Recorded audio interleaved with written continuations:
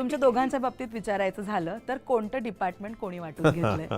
म्हणजे left brain कोण right brain कोण, मनी ब्रेन कोण आहे, क्रिएटिव्ह ब्रेन कोण आहे? तर मी क्रिएटिव्ह ब्रेन आहे त्यातला. म्हणजे स्क्रिप्ट्स मी ऐकल्या, भरपूर स्क्रिप्ट्स ऐकलेल्या, त्यातली मला ही आवडली. मग कास्टिंग हे ते कुठे शूट होणार, काय होणार, कसं, all that.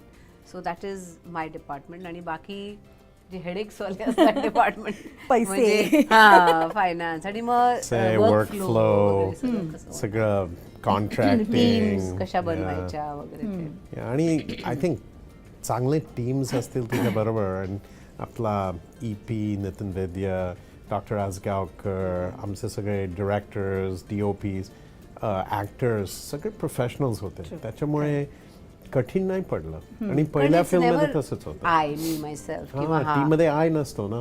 Team is always team work. म्हणजे इव्हन ऑन द सेट हे सगळं टीम वर्क होतं त्यांचं. आणि दुसरं म्हणजे कल्चर करायचं.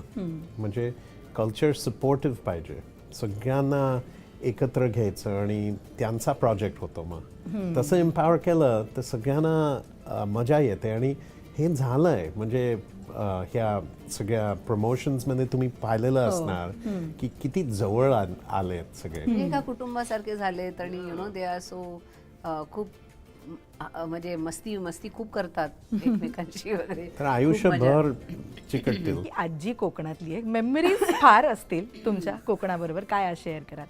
आजी पणजी सगळे कोकणातले. म्हणजे कोकणातले.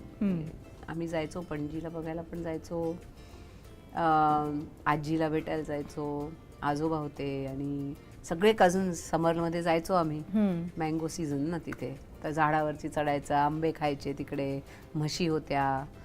हे सगळं तुम्ही केलंय?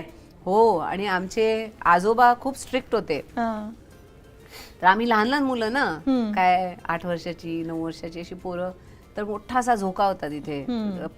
आणि त्याच्यावरती आम्ही बसायचो आणि झोके घेत असायचो.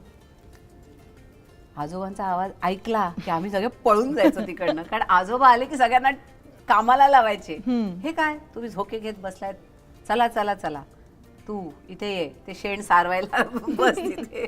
आमच्याकडनं शेण सारवून घ्यायचे जमिनीवर, कारण तिथे ते तशी जमीन होती रत्नागिरीच्या घरात.